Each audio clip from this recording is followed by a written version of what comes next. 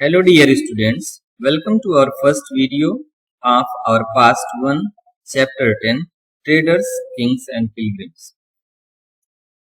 बच्चों, आप अपने गांव के मेलों में जाते ही होंगे. When you visit to your village fair, you can see pots and pans of shiny steel, bright buckets, cloth printed with brilliant floral designs. The people who sell these come from different cities in buses and trucks and go back at the end of the day. But do you know why are they always on the move? Actually, these people bring these things from where they are made and sell them elsewhere. It means वे इन चीजों को वहां से ले आते हैं जहां पर ये बनती हैं और फिर डिफरेंट मार्केट्स में या डिफरेंट फेयर्स में ले जाकर के सेल करते हैं. Such kind of traders has been found from ancient periods. They sold their things not only in subcontinent but they also sold these in other countries as well. Traders from other countries also come to India to buy and sell these things. Northern black polished ware, especially bowls, plates, has been found from several archaeological sites throughout the subcontinent. But can you guess how did they reach to these places? Traders may have carried them from the places where they were made to sell them at other places. South India was famous for gold, spices, especially paper, and precious stones. Paper was particularly much valued in Roman Empire, so much that it was known as black gold. Roman traders carried many of these goods to Rome in ships across the sea and by land routes in caravans. Romans might have a good trade with India, as many Roman gold coins have been found in South India. These Roman and other traders explored several sea routes, as you can see in the picture. Some of these followed the coasts. There were other across the Arabian Sea and Bay of Bengal. There were others across Arabian Sea and Bay of Bengal where sailors took advantage of monsoon winds to cross the seas more quickly. So, if they wanted to reach the western coast of the subcontinent from East Africa or Arabia, they chose to sail with the southwest monsoon. The southern half of subcontinent has a long fertile coastline and hills, plateaus and river valleys. Among these, Kaveri is the most fertile. Chiefs and kings who controlled the river valley and coastal areas became rich and powerful. Sangam poems mention a term Muvendar for chiefs who ruled in South India. They were the head of three ruling families, the Cholas, Cheras and Pandyas. Each of three chiefs had two centers of power, one inland and one on the coast. Of these six cities, two were very important, Puhar और कावेरीपत्तनम. पुहार जिसका नाम कावेरीपत्तनम में है, the port of Cholas, ये जो है चोलास का port था. The Madurai, the capital of Pandyas, Madurai जो कि पांड्यास का capital. Sources of income of chiefs. The chiefs did not collect regular taxes. Instead, they demanded and received gifts from the people. Sometimes they also went on military expeditions and collected tribute from neighboring areas. But how did they use this wealth? Generally, they kept some of the wealth and distributed the rest amongst their supporters, including members of their family, soldiers, and poets.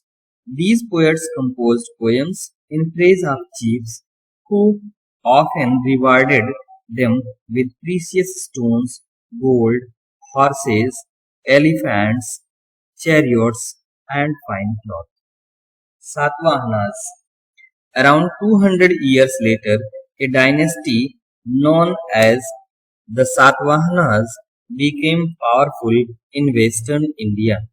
The most important ruler of Satavahanas was Gautami Putra Sri Satkarni.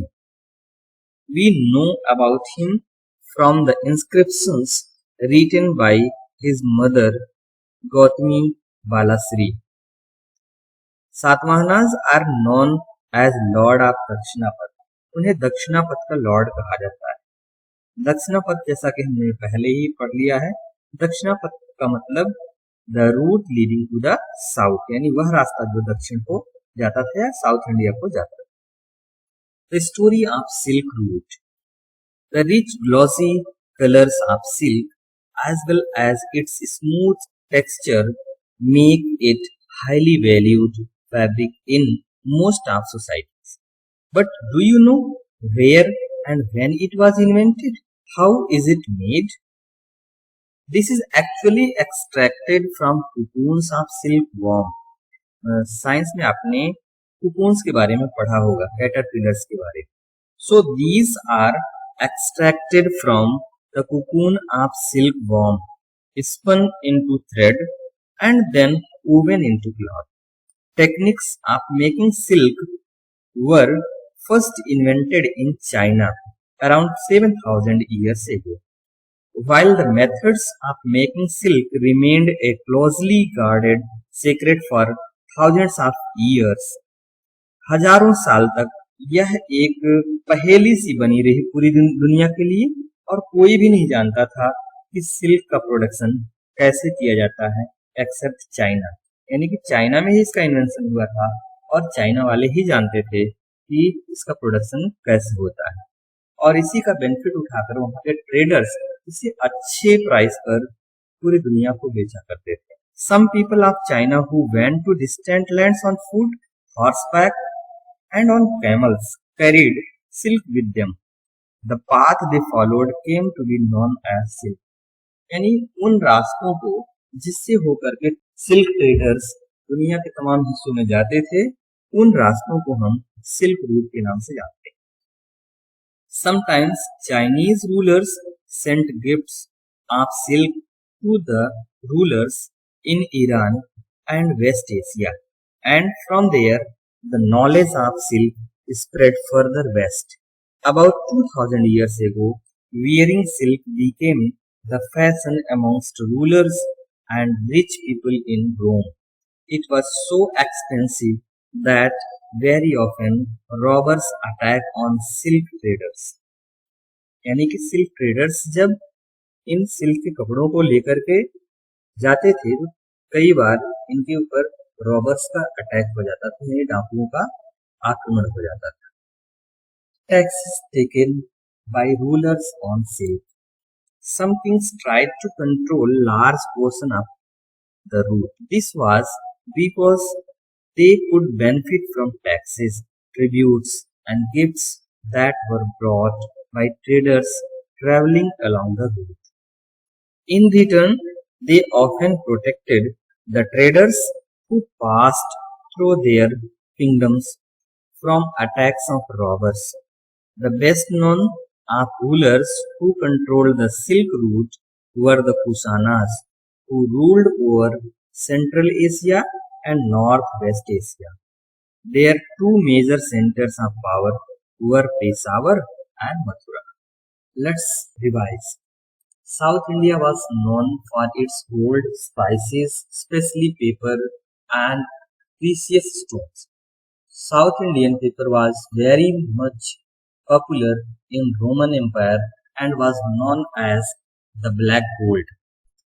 In the course of their trading activities, traders explored many sea routes. Other traders reached the western coast of subcontinent from East Africa or Arabia, sailing during the southwest monsoon.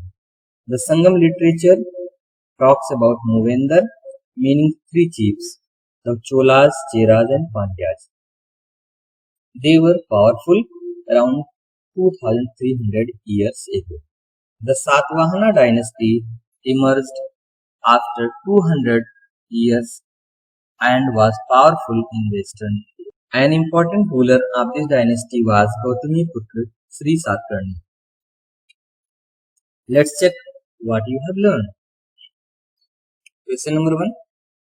South India was famous for option A gold, option B spices, option C stones and option D all of these. Your right answer is option B spices. Question number 2. Which river valley is the most fertile? Option A Kaveri River Valley, option B Yamuna River Valley, option C Brahmaputra River Valley and option D none of these. Your right answer is option A Kaveri River Valley. Question number 3. When did Cholas, Cheras and Pandyas become powerful in South India? Option A about 1300 years ago. Option B about 2300 years ago.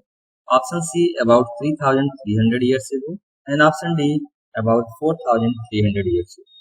Your right answer is option B about 2300 years ago.